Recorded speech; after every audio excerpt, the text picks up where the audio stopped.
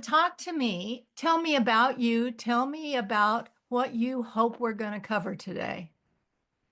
Oh, really good question. Yeah, so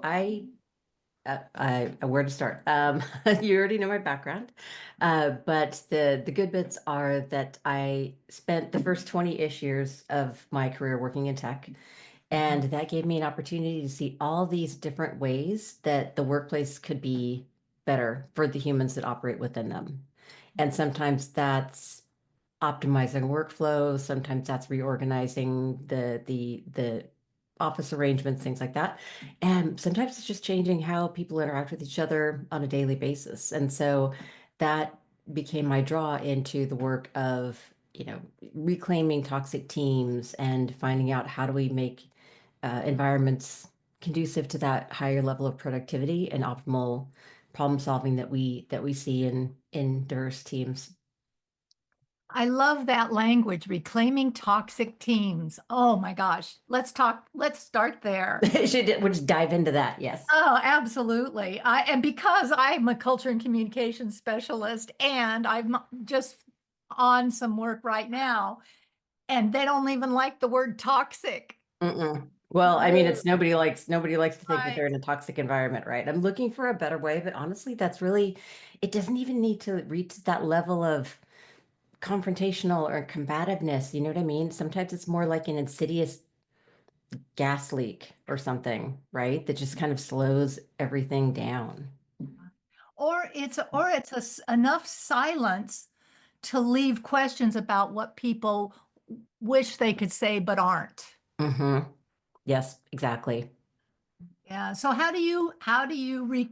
what was your word? Reclaiming toxic team? Reclaiming toxic teams. Yes. That. Tell me more. Well, a lot of this is grounded in the work that I did as a consultant. So I would be brought in as this objective third party with some, specialized skill or knowledge or whatever it was that I was bringing to the assignment. And I would be dropped into a team in the midst of a project and have to quickly go through all of their documentation and get a sense of where things were going wrong, what they were trying to accomplish, and what did they try before that maybe wasn't as successful. And so I liken it almost to like Indiana Jones, right? I've got to go through all the history of it and figure out what's going on. But a lot of it really is just observing the dynamics. There's so much that you can pick up on, being an objective third party sitting in a conference room, watching the team interact and watching the energy shift when somebody comes in or somebody leaves and just really peeling back like what is happening here, because for Right. the most part teams they want to be successful. they're Yes. they're working together towards a common goal, shared goal, and we have so much more in common than we do differences. And so how do we bring people in and find ways to bring the best out of them? Mm-hmm. So give me a high high and a low low from your experience with that. Oh, the low lows, I think, are always the ones that are front to mind, but I want to start with a high high. Okay. So I actually worked with this is where the first time I experimented with cross-pollination. So I had teams in very different departments, and they had built up these narratives about who the other team was. So they were located in different areas. And they made up narratives of, oh, they are not doing this because they're lazy, or they can't pick things up because they're not smart enough, or whatever. And so both of them had very different narratives about who the other team was. Mhm. And some of it was just based on what their predecessors had told them about the other team. And so I really had a chance to sit back and say, Have you worked in that location? Like, have you been there? Have you met these people face to face?" And they're like, "No, why would we do that?" I'm like, because we're humans and that's how we connect with each other. And so I had them shadow each other and switch roles. And they got to see what the difficulties that one team was running into that didn't exist in, the first team's environment. Right. And so it was really illuminating to realize that these are not just, you know, shadow people. These are actual human beings with lives that are just as complex as yours. And getting that understanding and that shared experience Mhm. was extremely powerful in bringing everyone together. Mhm. Did we get everyone? No, you're never going to get everyone. No, But we got them to the point of being productive and disrupting a lot of the negativity that was influencing every exchange that they had. right. And all I look for is the tipping point.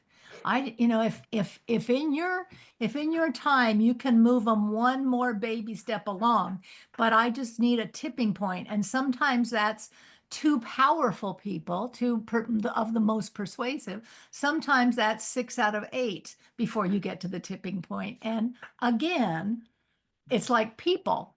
Why I love what I do, it's always different. You never Exactly. know. You never know till you're on the ground what you have, what the Yeah, difference is. exactly. And that's one of the biggest pieces of advice that I give to people is never underestimate your ability to influence as an individual.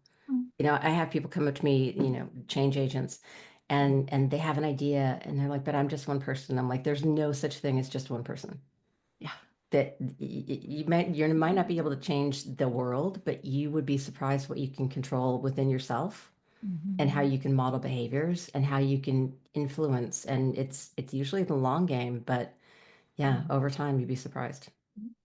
So tell me about a low low, which we would in the low, it feels like a failure, okay? And then what your resilience does to bring you out of that, even if the intervention didn't work. Yeah, yeah. The Lolo was really, it was so, it was bullying. And Mhm. oftentimes we don't call it bullying, we call it harassment or something like that. But when there's an inherent power imbalance Mhm. and you can silence people and you can make them feel afraid, it's just bullying. And it was to the point where people were physically ill in their offices. Like they would have a meeting, it would be so stressful. And it wasn't stressful because the work is hard. Like we can do extremely hard work that is taxing to us, but it's that emotional insecurity. It's not being psychologically safe, right? Mhm. That was taking a physical toll on them. And their attrition rate was through the roof. Their sick days, people calling out. And they would invest all this time and energy and resources in projects that would never go past 6 weeks to 6 months without Really? failing. And it got to the point that the leadership, no matter everything in my resource kit, I would pull out, and the leadership team was simply not willing to address the problem as it was. They had a star performer, Yeah. and they didn't want to lose that star performer to their competition. And I'm like, then that's a decision you need to make. And so what I did was I started putting out um, resources to the Mhm. teams and just Mhm. saying, here's how you keep yourself intact. Yeah. Because I used to say that talent has a choice, right? Talent has a choice. And if you have a toxic environment, if you're not honoring the humans in your organization, they will go somewhere else. But Right. what I learned very, very quickly and painfully in that situation was a lot of these people couldn't leave. Mhm. They didn't want to or weren't able to pay back their signing bonus or their relocation bonus, or they needed their insurance to take care of their families. And so you had these incredibly talented people who were literally trapped in their jobs. Oh my God. And so I put together resources and strategies and just like, here's how you can keep yourself intact until you are able to leave. Right. Yep. How to know. How to know. Good for you. It is rewarding and exhausting work sometimes, for Yeah. sure. And as you know, we're not immune to it, right? I mean, after a while, it can really take a toll, and keeping those boundaries is so important. So when you have you noticed, because, and I'll just share this, I just came off of a project and it was different than any other space I've been into. And I learned an awful lot of things along the way. But I came back, it's like I dump into a toxic tank. And then when I get to come home, so I was doing a couple weeks on, 1 week off, and I get to come home, but it wasn't even enough time to catch my breath before I had to go back and hold my breath some more. And by the Hmm. third round, I was running out of air. I was running out of oxygen myself. So you know you can't help anybody then. Yeah. And so when I came back this time, I pulled out an old textbook, and it was called The Nine Nations of North America. And it is 1982, I think, but it evaluated the economic and historical context of different regions of North America, Canada, Mexico, and divided the US into about 5 different demographics. And then it explained the mindset and the workplace behavior of each of those regions. Have you ever noticed in different parts of the country or different areas a difference, an approach that's needed in order to break through?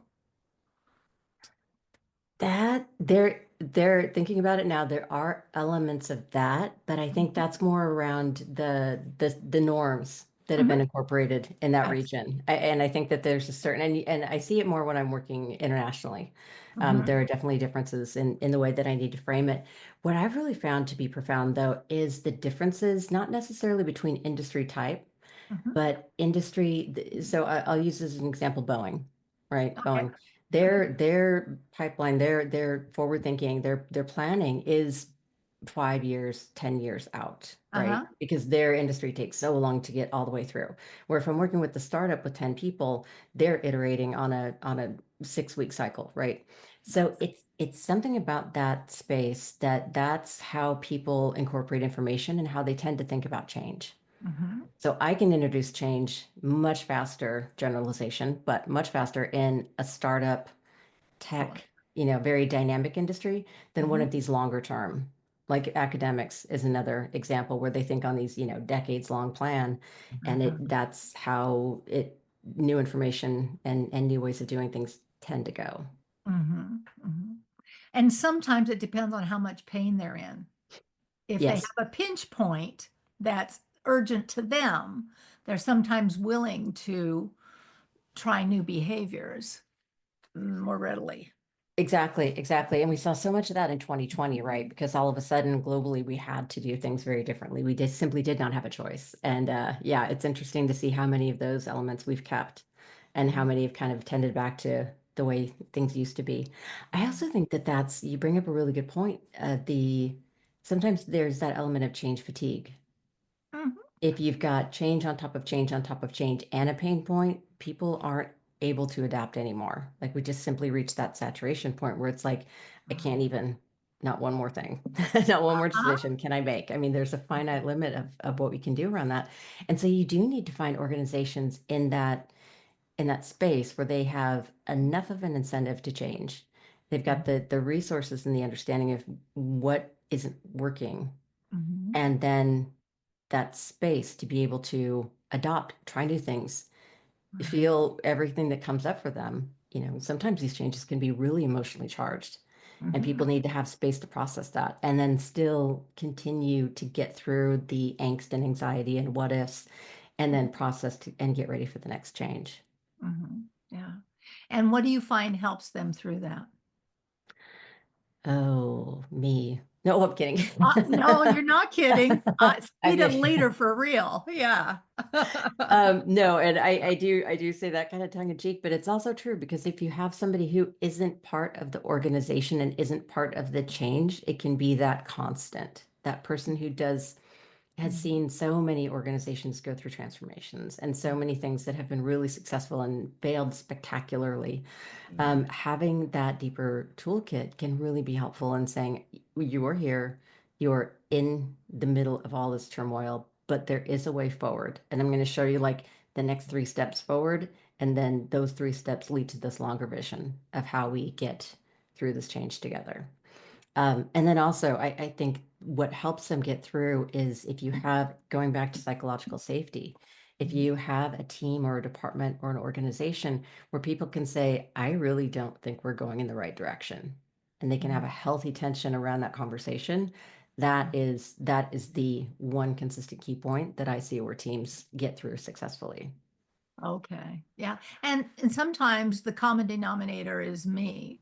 And I had to say to somebody not long ago, if your team gels around the fact that I'm the problem, your team gelled. And I'm going to call that a win. Yes. Okay. Because That at is so this true. point they can't agree on anything. Exactly. So we'll start there, common ground. We'll That's start right. there and work our way backwards. Yes. Yeah, it Yeah. matters. And sometimes, I mean, going back to the team where I cross-pollinated, we actually got them to that point where they could agree on one thing, and I don't even remember what it was. It was like some movie was overrated. It was something so like human and outside of work, but we got them to agree on one thing. Uh-huh. So you're exactly right. You get that, and then you build, and that sometimes in that humor moment, Mhm. that's where you get that connection. It breaks down a lot of those fronts. It breaks down a lot of the barriers. Yeah, it does. It does. Now, when you're inside of an organization and they decide that the problem is that you're an outsider, okay, we want to home grow it. Then I switch hats to, okay, then let's train trainers. Hmm. Let's train the trainer inside. You want to grow it up, then let me train your trainers. You don't have to listen to me because they'll hear it from peer level easier and better than they're going to hear it from an outsider. Maybe it's the same 60-40 that it's going to be in the room anyway. You're never going to get all the people anyway. But, I have my brain is working all the time when I'm on the road. I don't think I Yeah. sleep. I think I dream this stuff.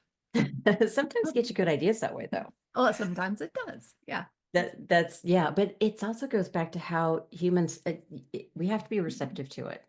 We have to Mhm, be receptive to the information. And to your point about sometimes it does land differently peer to peer, it mhm, absolutely does. And mhm, sometimes it's just a matter of who that peer is. Like I've seen entire leadership teams be uh, given a new perspective by a very direct admin who they trusted.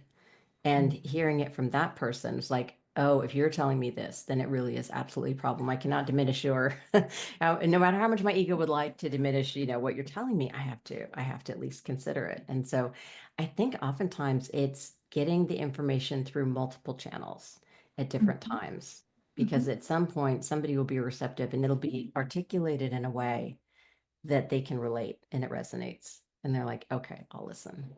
That makes sense. So our audience at One Voice Evolving is white women over 40 because they're in some transitions generally, and they have more time, more resources, more cognitive space to think about instead of the day-to-day of building the family or whatever it is. What do I want to do next? What do I, who was I before I got, started this trajectory for 20 years? What do I want to do now? And where is the best use of my time? What are my unique skills that I can bring to this? And so we've talked about all the consulting because I wanted to know because I'm a curious soul. But speak to my audience now about the exhaustion from trying to advance any social justice movement and self-care in the midst of that, and what resilience, not redefined, but completely reimagined, is going to have to look like. Because just like COVID, which I have a sense that COVID prepared us for some of the existential change we're going through now. I'm curious to know what resilience reimagines is going to be when nobody can see yet what the end game is. Yeah, yeah, and that's there's so much in that because when I remember going through that pivot when I was just past 40, and then Oh, when I was just past 50, and I'm 57 now, and it yes. is really it's really scary. It's scary to have to reinvent yourself, Yeah. and it can be mentally draining to say, okay, maybe I've been laid off and Mhm. now I have to figure it out what is next for me. Or maybe it's I have, my kids are grown and gone and now it's just me. And that discovery of who am I here? Like who am I here? Not, from 20-year-old me to now, but like in this space, what is it that I like? What is it that lights me up? And to your point around the social justice and all the change that's needed to be out there, I my experience has been it's a balancing act between tapping into what I have available to me Mhm. and finding out all the ways that I can bring that to influence that change. So is that something that because I because the way that I look, I'm a white woman, 57 years old. And as humans, we have this idea that or a bias that if you look like me, you probably think like me. And so I've had people say just horrific things to me because they think that I would be like-minded. And that is sometimes an opportunity to disrupt that and say, what I'm not sure what you mean by that, and kind of not necessarily change it for that person, but change Mhm. it for everybody else who is in the environment who might be witnessing it. Yeah. And just that finding ways that you can be that person, be the change. And Mhm. then also understanding that at some point you got to take a step back. You got to hydrate. That's one of my biggest piece of advice is like, but it gets overlooked. Uh-huh. Hydrate, meditate, do whatever brings you back to that being centered and grounded in who you are yourself. Because Yeah. everything else can be taken away. Mhm. But humans are going to human. Mhm. Yeah. So No matter what you find call it. yeah, Yeah. exactly. Find joy. Yeah. And then get up. And there's such a good quote from Million Dollar Baby. I used to box recreationally. The boxing is an unnatural act. Sometimes you got to take a step back to throw a good punch. But if you step too far back, you ain't fighting at all. And I think about that every once in a while. I'm like, yeah, sometimes you got to take a step back so you can have that momentum Right. coming forward, but then realize when have you taken yourself out of the game? Well, when you were talking, I was thinking, I bet you're on social media because that's what social media, that's that description you were giving of being people coming at you with whatever and having a teaching moment. So not for them, but for the other people watching. That is a skill set in social media. Do you experience, are you on social media a lot? Where do we find you? I was on social media a lot because I moved to a city in the middle of nowhere, so I keep connected with people that way. But honestly, I had to step off of some of the platforms because it's too much. I mean, they call it doom scrolling for a reason, and it Yeah. just can be inundated, and your brain can Mhm. seek out things. If there's a threat, real or perceived, if there's a threat, your brain is going to look for information to substantiate or help define what that threat is. Yeah. And so we have a tendency to, when we feel under attack, when we feel, our safety is threatened, that we will find information to reinforce that. And that's where we get into that doom scrolling. And that is horrible. That's the worst thing you could do to your brain. And so I did take a step off social media, and I'm just engaging with people that I can engage with. And I find a different way to get my news. But yes, social media can also be a really good way to connect and feel less alone. Mhm. So I'm very active on TikTok because I feel that that's a way that you can connect with other people in a lot of different ways. And it's Yeah. not just necessarily all this, Mhm. repetition of all the Mhm. scary things that are happening. Right. So in 2020, when the pandemic happened, we went on our 2 weeks, turned into 2 months, turned into 2 years isolation. Okay. And and that I think is when we stopped going into the office and we started really relying on technology and home office and Zoom calls and we learned that we could be productive and companies learned that they could have profit margins without keeping big buildings occupied and paying all of the bills. Um, it it it shifted. I think that it shifted things, but it also shifted the amount of doom scrolling. And it shifted the inhumane treatment of each other around areas of disagreement, okay, Hmm. because of the fear factor. And it doesn't look like the pandemic ended, but the psychological safety of it all is still up in the air. And it just is continuing a trajectory. I too got off of a variety of social media just not long ago, all meta platforms I'm off of, and I got off of TikTok because I couldn't take the uncertainty of, oh, we're off again, oh, we're on again, oh, we're off again, oh, again, Yeah. oh, we're on again because of this, but we'll revisit it in 60 days. I'm not. I'm just not. I was like, if I'm going to have to rebuild a platform, I'm going to start now and invest my time. And it really made me realize how many hours you call it doom scrolling, but I read important things. but it is addictive. Having this at first thing in the morning or middle of the night is does things to my brain that now that I have not done that and I'm back in the real world with real people, my nervous system is much calmer. I am much more resilient and able to pivot far more quickly because I have more mental energy.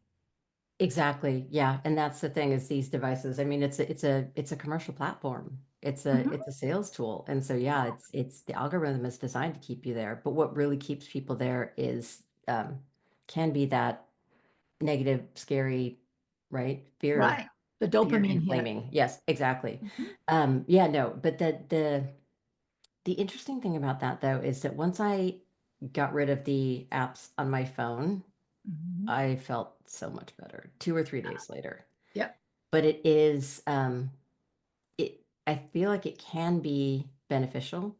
Like I said, I live out in the middle of nowhere. So Right. I can go, if I'm not working with clients directly, I could go days without talking to anybody else. And so there is something really helpful for me to Yes. be able to, see a cat video, see somebody doing a epic dance to Lady Gaga's new song, which hits, Uh-huh. things like that, because then it's like, oh yeah, we are all connected. And again, going back to that, we have more in common than we don't. Yes. Like these dance trends that go around or the Uh-huh. trends on TikTok that go around. It's like you see people all over the world Right. that are doing the same thing. It's just like that element brings us together. Yeah. And brings joy, Yes. you know. Yes. I'm the same way. I'm an introvert, which, when I'm on, you can't tell, but the rest of the time I'm recovering. And I actually loved my 2 weeks, 2 months, 2 years of pandemic because I like my company. So it's Yes. all good. Yes, exactly. And also one of the things that I noticed the first 6, 8 months when more people were getting on the conference calls, um, it really created an equal platform, or at least a more equal platform for introverts who, if we were sitting around a conference room table, maybe we wouldn't have leaned in or spoken up. But now you've got this great equalizer of, the raised hand Yeah. and you are all occupying the same amount of space. Now that said, Hmm. I do miss hallway conversations. So I love being on site and interacting with humans. And I think that it's a different dynamic Uh-huh. for the most part. If you can be in a room with somebody and you're on a whiteboard and you're just riffing off different ideas and things like that, that's really helpful. But I think there's also something to be said about having the ability to regulate your work cycle. Hmm. Do you know what I mean? Like I Yeah. I I used to be, so I was at Amazon for years and we had an open plan.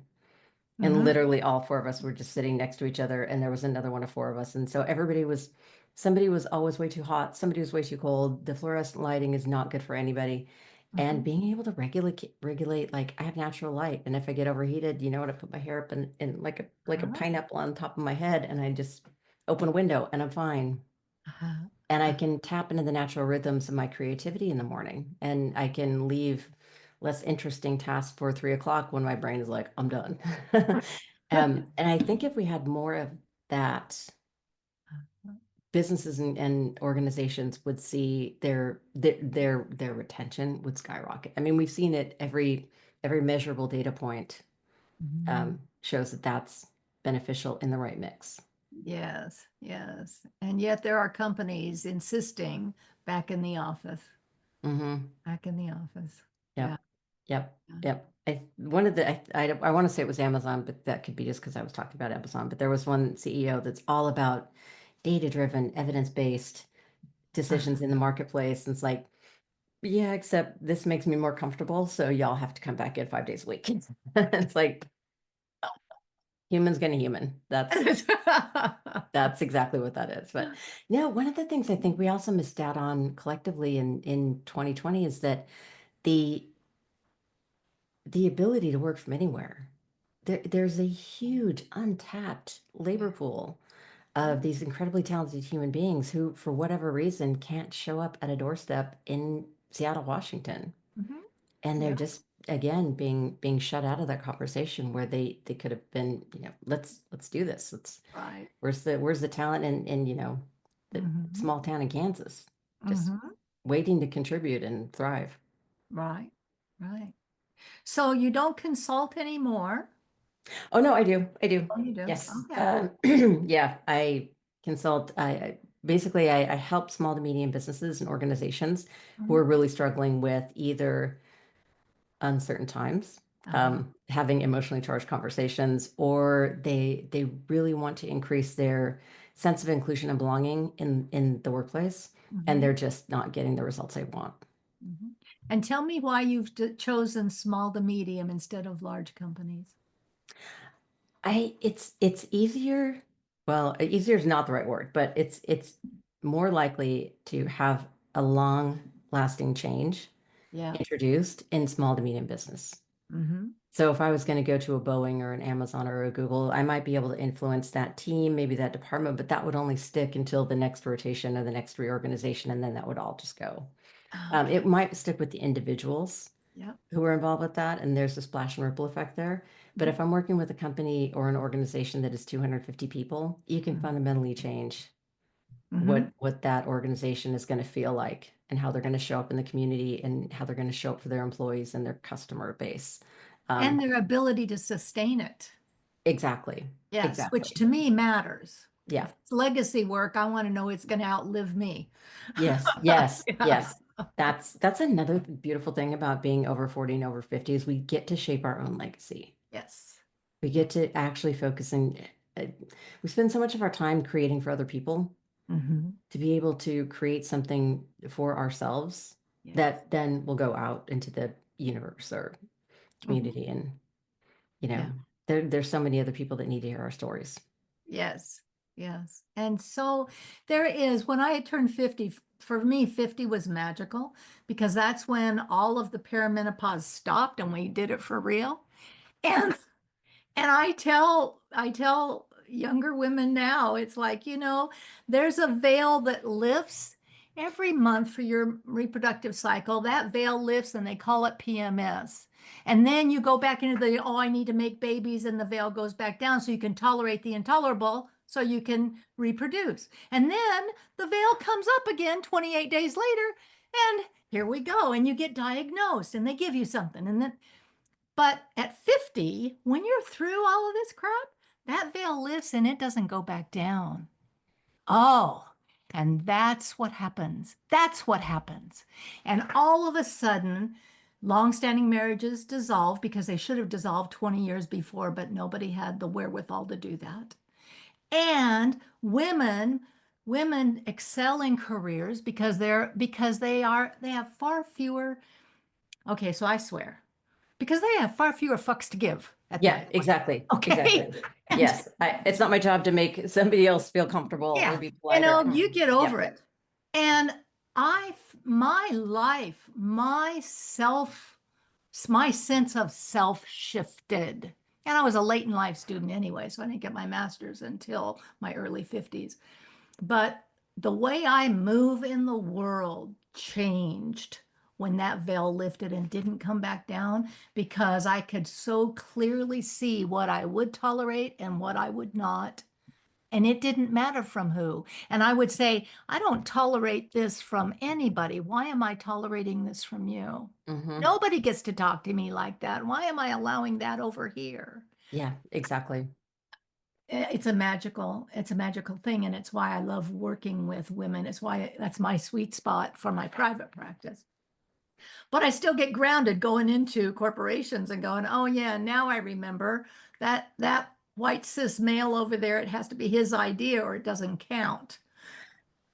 That, yes, yes. Actually, I coached some men who were they were in leadership positions, but just getting to that senior VP level, like breaking through Uh-huh. really towards the C-suite, Yeah. and they're like, I don't know what to do, and some I gave them I gave them tips. I'm like, it disrupt it because it will land differently with you than it will, for me. But things like if they're talking over a woman, say, I'm sorry, I can't hear her when you're talking. Just wait your turn. Things like that. So effective. Yeah. And things like that can absolutely, I mean, one, it sends a message to the person who may or may not change their behavior, but it also shows, oh, this is a place where I can just be who I am, and I am valued, and I do matter here. But Mhm. yeah, going back to your resiliency, there's, we talked about that, we spend so much creating for other people, and then the veil comes off, and then we have zero fucks to give. Uh-huh. It can be scary to create something that is just for us, but Yes. once you dive into that fear Mhm. and uncertainty and just Mhm. start playing with it, it's almost like it's like finger painting again. Yes. Just make this huge mess and Uh-huh. figure out what it is that Yeah. works for you, that is in your voice, and it's liberating. I mean, my you might appreciate this then, um, since we're fellow profaners. So this is the first book that I wrote. It's the first book that I wrote, Inclusive AF. Oh my God. Oh, I It's have to get that book. it's a field guide for accidental diversity experts. And so this was the working title. So it's a roadmap for introducing change, or well, introducing change, but also inclusion and belonging in the workplace and bringing people in. And I published in September of 2020. And Inclusive AF was the working title, but I was never going to call it that. I mean, I was going to call it something Uh, nice and polite that you could put on a bookshelf at your right. leadership retreat.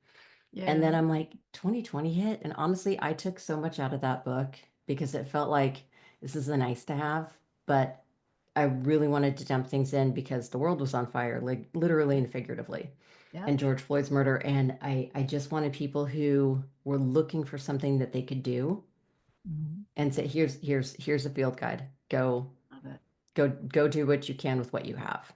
Mhm. And so yeah, that was the working title turned out to be the formal title, and I'm like, that's what it is.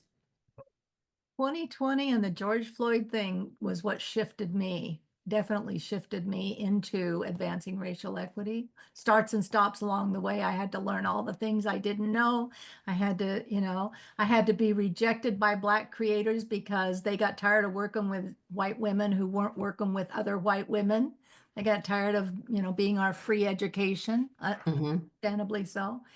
And the reason why I work with white women now, and I had to be really clear about my niche, is because I am not here to convince Black folk that I'm safe.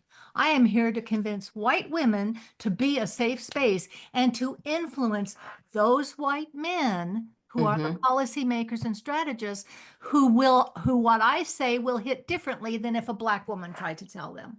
Mm-hmm. This is Mm-hmm. I have privilege.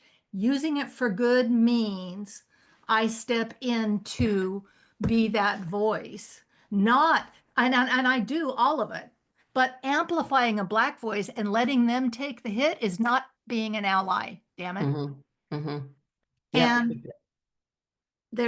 And and performative is so easy to do.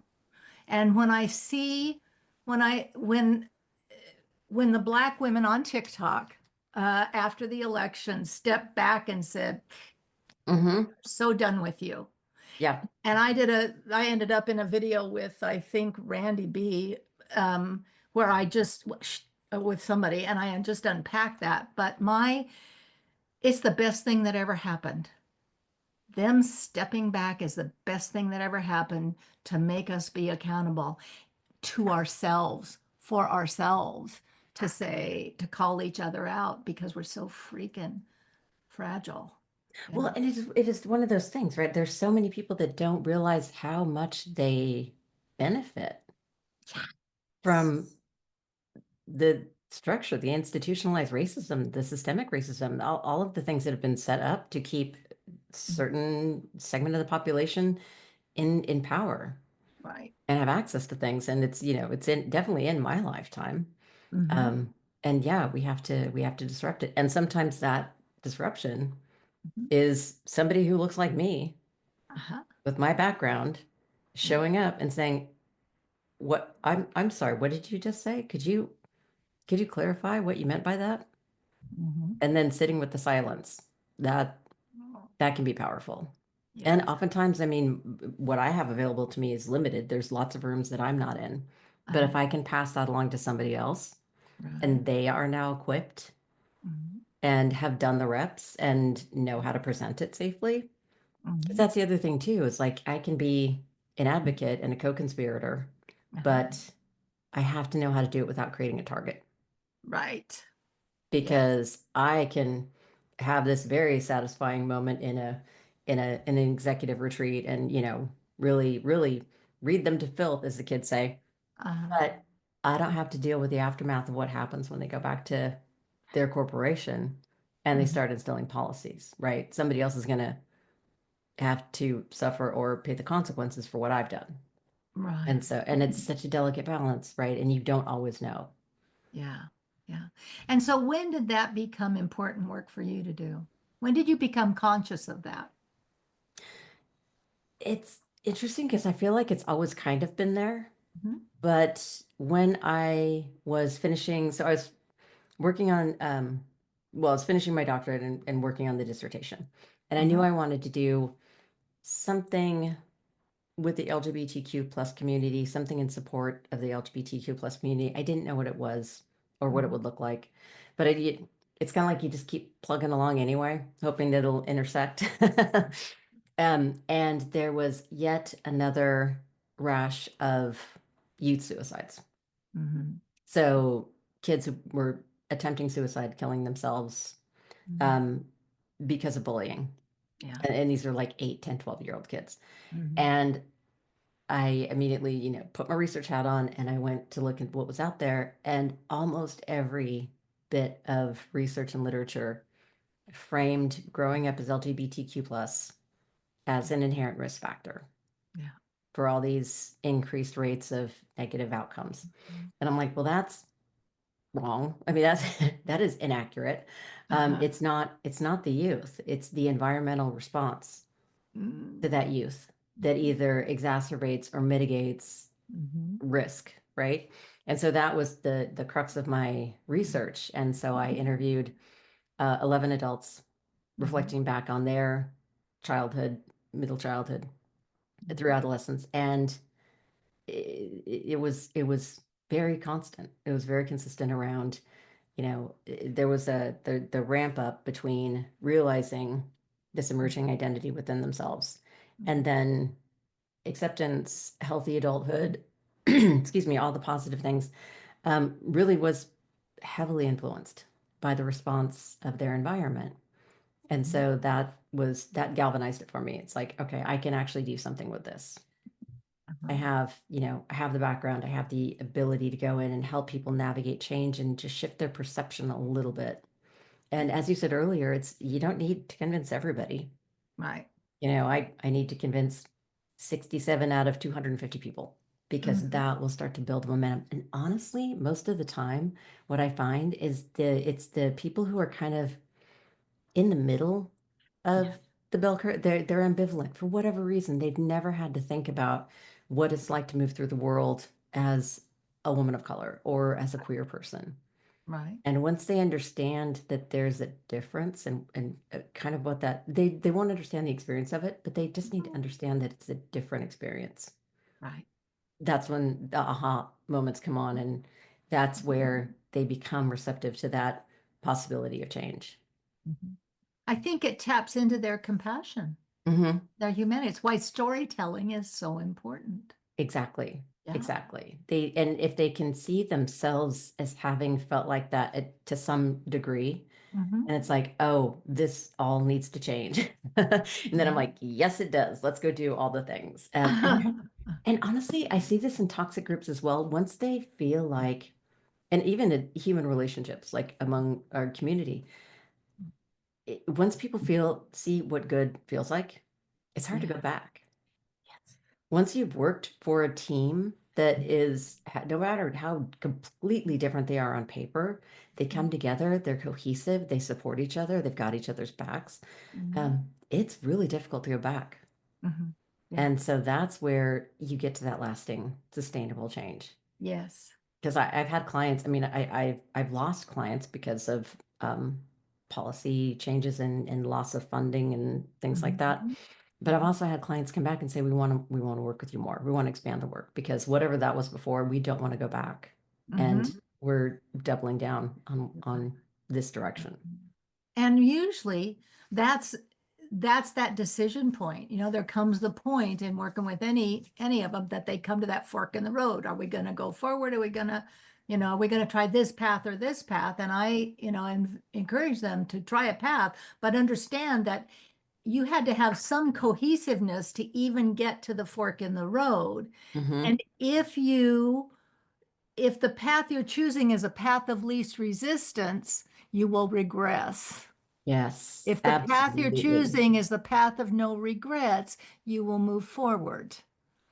But the path of least resistance is so inviting. And it's so easy. All you have to do is nothing. Exactly. That's right. And you will be right back in your comfort zone immediately. Mm-hmm. Mm-hmm. Yeah, And zone doesn't mean it's comfortable. It just means what you're familiar with, right? that's And right. you We're could be back. familiar with the toxic environment and it's That's not right. great. And it's still affecting your lungs. Yeah. Yeah, exactly. But once you go out and you're like, "Ah," it's yeah, it's like the I do a lot of focus work where I will just lock myself away and just, Mhm. dig into the data and do whatever it is.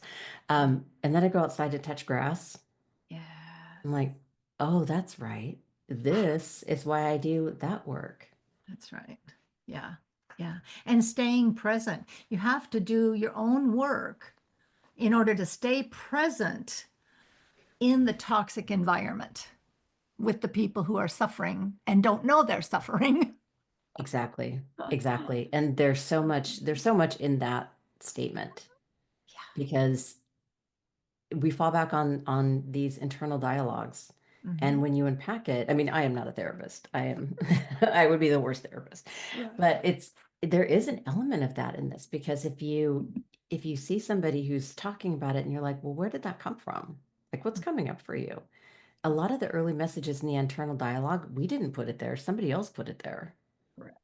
Or it is formed as part of a narrative that doesn't serve us anymore. Maybe that's who we were when we were 23, but Right. it's not us anymore. And so really taking it out and evaluating it as if it was somebody else's issue can help to start create some distance of, yep, you know what? This is a coping technique that kept me safe when I was young. Mhm. I'm safe now. I don't need to keep doing it. And that really is to me the crisis of midlife. If it's a crisis, is the deconstruction of. It is the revisiting of all of those internal tapes that are playing from 18,000 hours of parenting that says, and I tell people, all you got to do is ask yourself one question. Who says? Mhm. Who says that's the way you should be as a grandmother? Who says that's how you have to be in a workplace? Who says?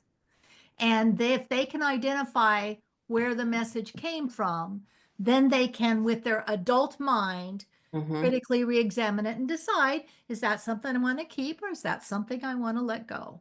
Does it serve me or, does it inhibit me? Yep. Yep. It's Yeah. like it's like that hideous sweater that we love so much in 1997, and I would not put that hideous sweater on right now for anything. So why am I hanging on to all these stories about myself? I Yeah. know. No. No, ma'am. No, Right. and it's so I started this year, and New Year's is a big deal for me personally. Like it's like the celebration, it's a reflecting back, but it's also setting goals and like where am I going this year? And Uh-huh. I wanted to have goals that weren't just about client growth and revenue and fitness. Like those are important, Yep. but those are kind of the standard. This year I wanted to do something a little different. So every month I have a different goal that it stretches my comfort zone, but it also is something that challenges a story I've been telling about myself since who knows when. Uh, So it sounds very silly, but the first one I had in January, I baked a lemon pound cake from scratch, Okay. which you don't know this about me yet, but I am not domesticated at all. I don't cook. I don't bake. I don't, I Right. just don't. It's never been an interest to me because I've told myself, well, I don't bake. Mhm. But I'm like, but you could. You you could. And so I did. I looked up a recipe and I went to the store and I got all the ingredients and I made it. It was really good. So it's these things of it's not you don't do it, but you could. So take an afternoon and give it a shot. See what happens. Uh-huh. Might So, change who you think who it might change who you see yourself as. yes. And I'm the same way. I don't bake, I don't cook. But when 2020 happened, I actually had a chef who was a friend of mine, and she taught me how to use knives and and I did it, for the 2 weeks, 2 months, 2 years, whatever it was. And I didn't find any joy in it, but at least I didn't cut my fingers every time I went Yeah. in the kitchen. It was all good. But this year something happened to me, and I don't even know what it was, but I found creativity in cooking. What the hell? Interesting. Never knew that before. And so now, where I used to be the person who my mother baked, and I when I was a child, I would say, "Well, how much salt?"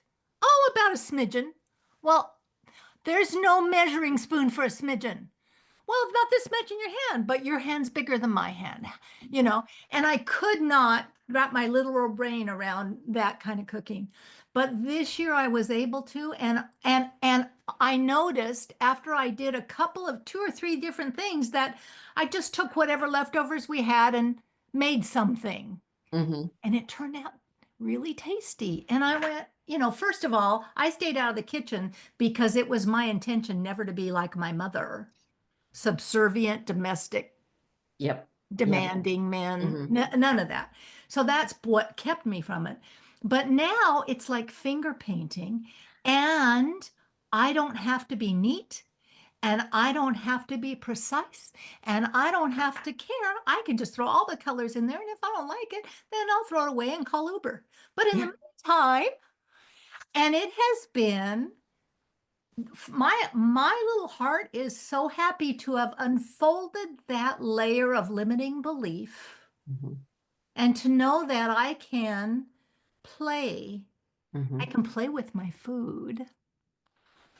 Maybe Isn't that's, that liberating though? And again, it goes back to oh, creating for other people. Creating for other yes, people, and it better be right based on what those yes. people think it should be. And Or, I started mixing things with my hands instead hmm. of with, so I love to do like linguine with the pasta. That's why it made me think of finger painting. But the rest of the story is it's a lot less dishes to clean. It's a lot more sensually Hmm. uh, uh, complete. And it's faster. Yes. Yeah, It's and you're so more much, connected to it. You're more and you're connected to what you're connected to it. creating. So it Yes. was a whole other kind of thing. And And I've I, had and I know that there have to be people out there listening to this right now going, cringe, no, never. I don't touch I'm my not food. going to And tell that's you. great for you too. Like, don't, Good for this you. is not a you have to. This is a Yeah, try it out, not for you. yeah, Fantastic. yeah. Yeah. Oh, I love that. But it But is yeah, never too late. the Yeah, the creativity, the creative aspect is just, yeah. wherever it comes. Okay, so we've got to close up. We're wrapping up our hour, but I always ask, first of all, how can people reach you if they want to work with you, talk with you, learn more of your books? Have you written more than one book? Tell us about yourself. And then what tip, if you can think of one, for resilience for this season would you gift us with? Oh, absolutely. Yeah. So if anybody wants to connect or learn more about who I am in the world and the work that I'm doing, the website is pagingdrjen.com. Okay. I also hang out a little bit on LinkedIn. But yes, and the book is Inclusive AF, a field guide for accidental diversity experts. And the one thing I would impart, so spring was always my mom's favorite season. And so it's to me, that's like an honoring of her is to go out and touch grass and play in the yard. But Mhm. as far as like creativity and resiliency, it's like you're not done. You're not done. And if the life has thrown you a plot twist, excuse me, and you've lost your job or you've lost, there's been a shift that you weren't predicting for, lean into that fear because everything that you need to do is inside of this. It's inside of you. All of that energy is inside of you. And trust your gut. Trust your gut and play. It does not have to be perfect. Sometimes it's better if it's not perfect. And crumple it up and throw it away. But yeah, there's so much out there. Yeah, it just and hydrate Uh-huh. and never underestimate how much you can influence just one person as an individual. Perfect. Thank you so much for your time and your wisdom and your heart. I appreciate it so much. Thank you so much for having me. I have so enjoyed this conversation. Wonderful.